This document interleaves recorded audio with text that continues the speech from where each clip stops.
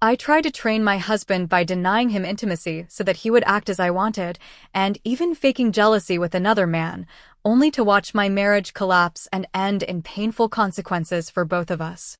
I grew up listening to stories of women who gave up their dreams for relationships that were not worth it or who settled for men who never treated them as they deserved. That is why when I met Javier, I knew I was facing something different. I met him when I was 26 years old at a design conference that I attended as part of my job. He was in the engineering department, and we met during a team-building activity. It was not the typical love at first sight, but from the first conversation there was a calm, deep, almost natural connection. Over time we talked more, went out, got to know each other. Everything flowed without rushing, without needing to pretend anything. Javier was good, what many women hope for and few find. He was attentive, respectful, always mindful of the small details. Not the kind who makes grand gestures only on special dates, but the type who asks you if you slept well, who leaves your favorite chocolate on the table after a difficult day, who remembers the name of your favorite author and gives you one of her books without you having asked for it. We became a couple after a few months, and a year later we got married. It was a simple wedding, without luxuries, but full of emotion. I remember that as I walked towards the altar, I felt an absolute certainty. With him I could build a life, not a romantic movie, but something real, solid. After we got married, an unexpected opportunity arose. Javier was promoted at his job, which meant moving abroad, to a city where the company had one of its main headquarters. It was a great opportunity for him.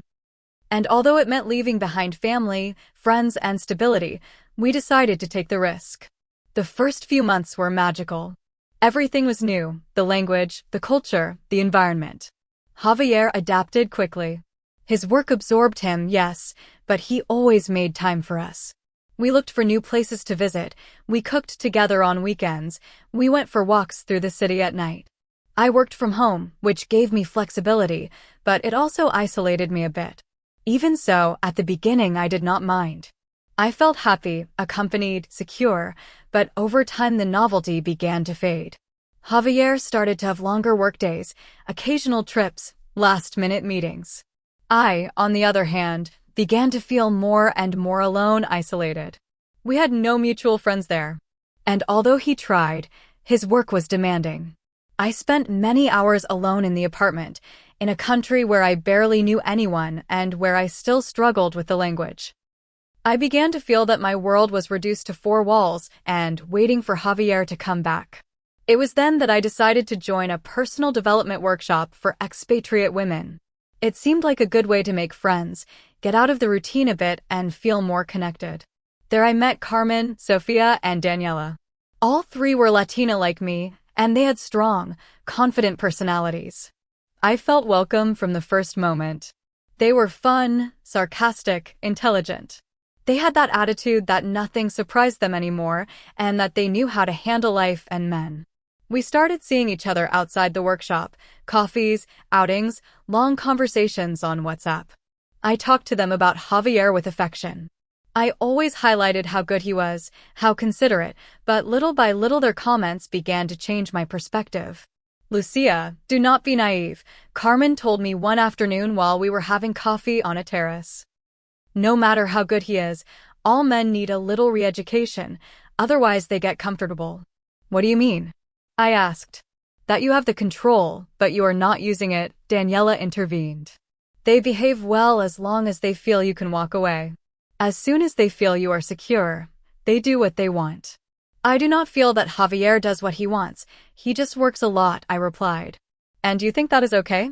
That you are alone all day and he is happy in his work world," said Sofia. "You are falling into the role of the good, quiet wife. Be careful, that does not end well." Their words made me uncomfortable, but something in me began to question. What if they were right? What if Javier was taking advantage of my understanding? What if I was ceasing to be a priority to become a routine? Then they started giving me advice. Advice that at first seemed strange to me, but over time I began to normalize. "If you want him to do something, deny him sex until he does it," Carmen told me, almost as if she were talking about a cooking trick. "We all do it," added Sofia.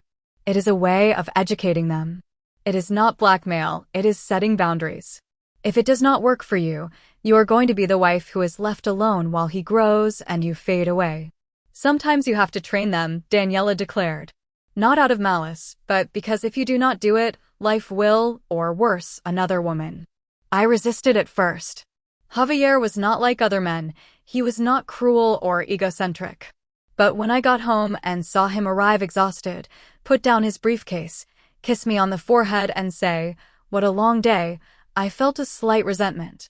He was still kind, but I no longer felt it the same way. I began to see in every gesture a possible negligence, in every absence a lack of interest. In every day, he did not ask how I was, a sign that I was no longer his priority. And without realizing it, I began to apply what they were telling me. Not drastically. At first it was small things, stopping being so available, showing myself more distant, making him notice that I could also be busy, that not everything revolved around his work. Then came the next step, conditioning him. One night, I asked him to cancel a meeting with his colleagues to go out with me. He told me he could not, that it was important.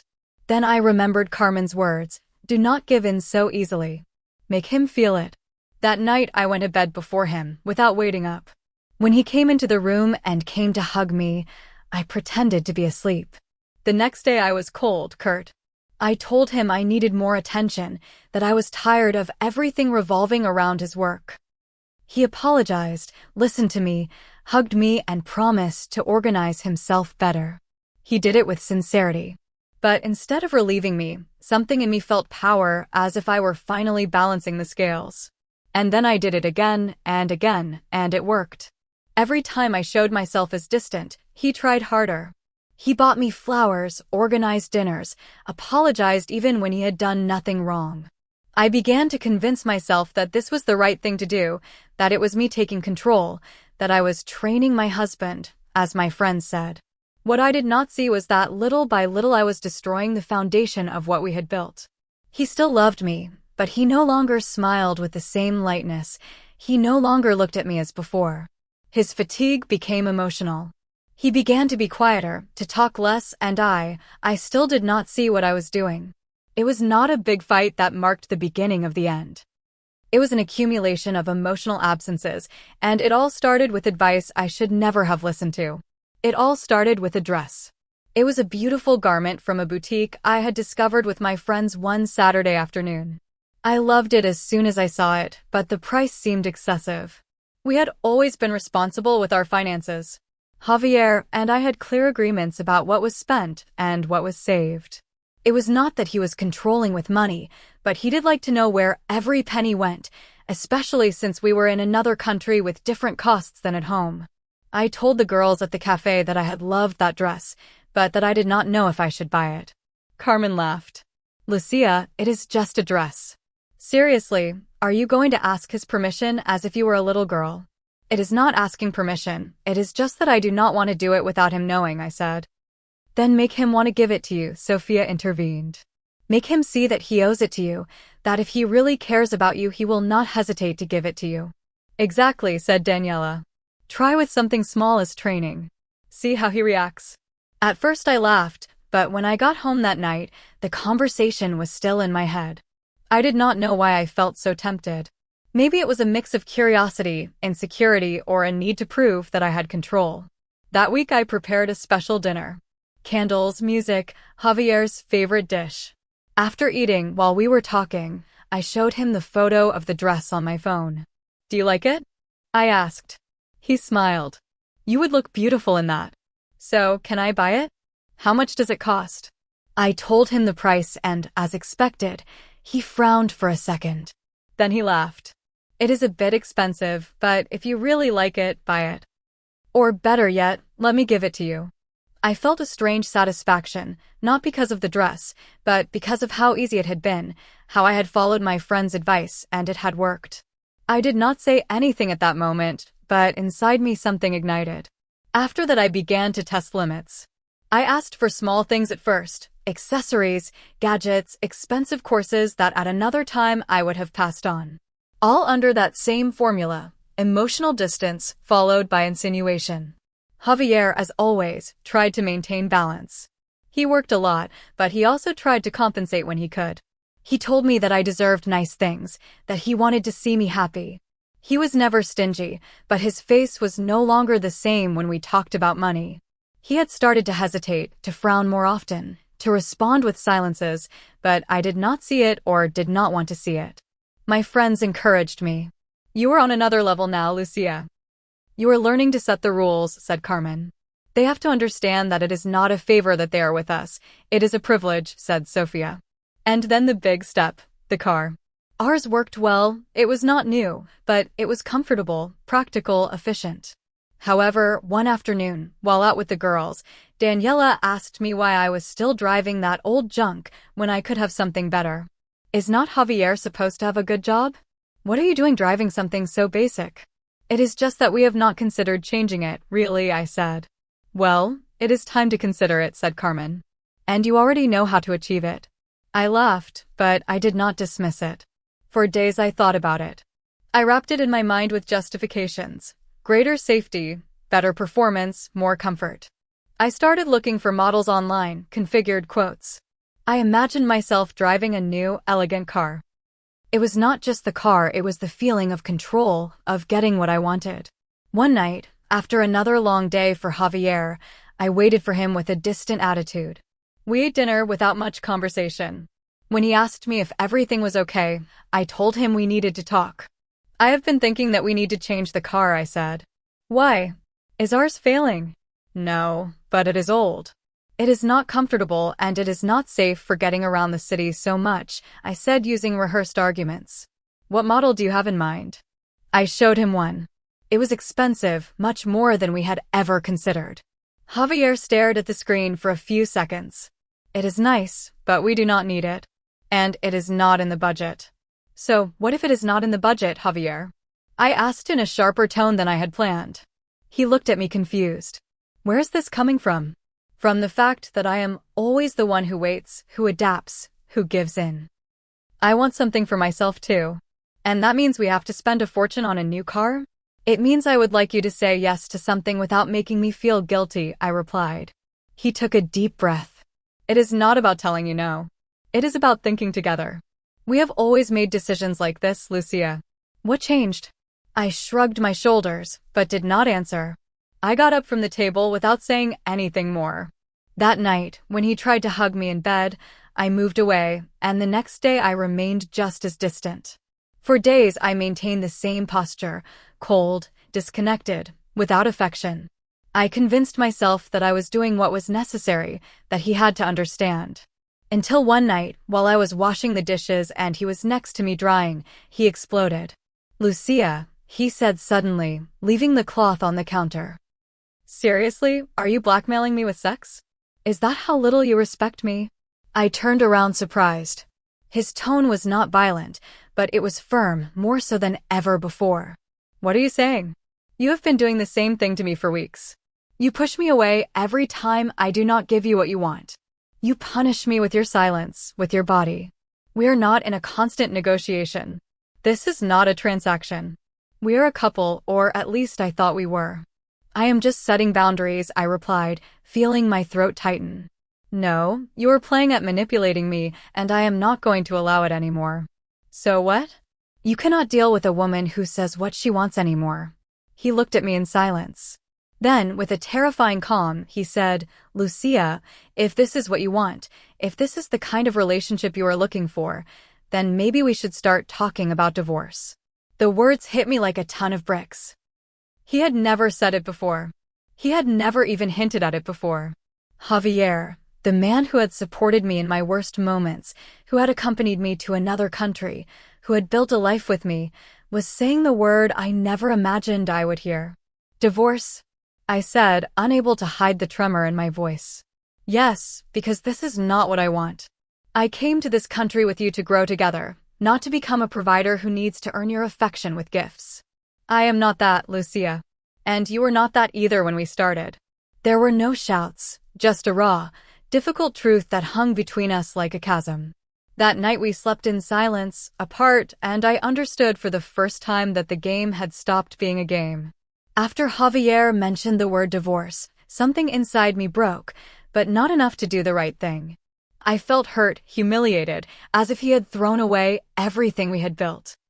Instead of stopping to think about what I had done, I locked myself in my pride. I refused to accept that I had provoked that reaction. I convinced myself that he was exaggerating, that it was just an empty threat, a way to pressure me. I thought, if he wants to leave, let him try. He will surely come back when he sees me happy without him. I do not know at what point I stopped recognizing myself. I told my friends what had happened, hoping they would tell me I should take a step back, that maybe I had gone too far, but no, it was quite the opposite. Divorce? Please, it is pure theater, said Daniela. Men always say that when they feel they are losing control. Do not give in now. If you do, you will lose all the advantage you had, added Carmen. Make it difficult for him. Make him feel like he could really lose you. Then he will come back begging, Sophia declared. That was the phrase that sealed what came next, make it difficult for him. That same night, instead of talking to Javier, I shut myself in the guest room. I did not cry, I did not say anything. I just ignored him. When he tried to start a conversation the next day, I answered with monosyllables. I treated him as if he were a roommate, not my husband. I kept myself busy, feigning indifference, and when he left for work, I made sure he saw me dressed up, smiling as if nothing affected me. He did not mention divorce again, but the distance between us became unbearable. We slept in the same house, but we no longer shared anything. We ate in silence, we passed each other without touching, and every day he looked more tired, more disappointed. Inside, I began to feel a growing anxiety. I wanted him to react, to fight for me, to insist on fixing things, but he did not do it. He did not seek me out, he did not insist, he just pulled away more and more. It was then that I made the worst decision of all. My friends, concerned about what they called Javier's coldness, proposed a plan to make him react. Carmen told me she knew someone, a friend of hers named Raul, who could help me shake Javier up. Go out with him, even just once. Make Javier see that you are not a woman who stays home crying. Make him understand that he can really lose you. It is not about cheating on anyone, I said with doubt. It is not cheating if nothing happens, Sophia replied. You just have to let them see you together. Sometimes a little jealousy awakens what is dormant. And I, so confused and clinging to proving that I had control, agreed. One afternoon, I went out for coffee with Raul. He was attractive, charismatic, very different from Javier. His way of speaking was more direct, more impulsive. I told him a little about what was happening and he was understanding, even amused. He said I deserved someone who knew how to value me and, although I knew it was just part of the game, his words fed my wounded ego. I posted a story on social media, something innocent, just a photo of our coffee cups, without faces, but with enough ambiguity to make it look like a date. I knew Javier would see it, and he did. That night he came home earlier than usual. He did not say anything. He greeted me with a curt tone and went straight to his office. Half an hour later, he entered the room where I was sitting checking my phone. Did you go out today? He asked bluntly. Yes. Why? With whom? With a friend, I said, avoiding his gaze. He nodded slowly. A friend of whom? I remained silent. Of your friends, he insisted. Yes, I replied, lowering my voice. He stood still for a few seconds, as if trying to contain something. Then he looked at me with a mixture of sadness and disappointment that I had never seen on his face before. So that is what you want to do now, play with my patience, manipulate me with jealousy. I am not doing anything wrong, I said, trying to maintain my composure. Really, Lucia, after everything we have been through, after coming to this country with you, after starting a life from scratch together, do you think what you are doing is normal? I am just tired of being ignored, I replied, feeling my voice tremble. And I am tired of living with a woman who has turned into someone I do not recognize, he said without raising his voice, but with a firmness that chilled me to the bone. You are not the same. I do not know at what point you changed, but I do not want to go on like this. What are you saying? I am saying that I would rather get a divorce than live trapped in a game of manipulation and punishments. This is not a marriage anymore. It is a constant strategy to see who wins more. And I do not want to play. I was speechless. I wanted to scream, to beg, to explain, but the words would not come out because deep down I knew he was right. I did not stop him. Not that night or the following ones. Days later, he handed me a letter drafted by a local lawyer with the conditions for the divorce. Nothing aggressive. He did not want to fight, just to end it. He offered to pay for my flight back to our country, to help with the paperwork and even temporary support while I got resettled. He did not leave me on the street. He did not humiliate me. He was respectful until the end. We signed weeks later, and that is how it all ended. The last time I saw him was at the airport. He accompanied me out of courtesy. There were no tears or hugs, just a silent farewell filled with everything we failed to say in time. I got on the plane with a light